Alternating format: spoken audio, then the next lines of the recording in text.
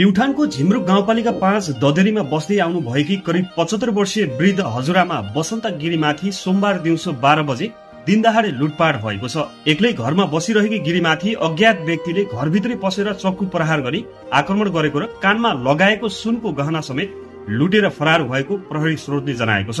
घटनापछि गम्भीर रूपमा घाइते भएकी गिरीलाई स्थानीय बासिन्दा र जनप्रतिनिधिको सहयोगमा ओखरकोट स्वास्थ्य चौकीमा उपचारका लागि पुर्याइएको जानकारी प्राप्त भएको हो। हालसम्म फरार रहेका लुटेरालाई पक्राउ गर्न सकेको छैन।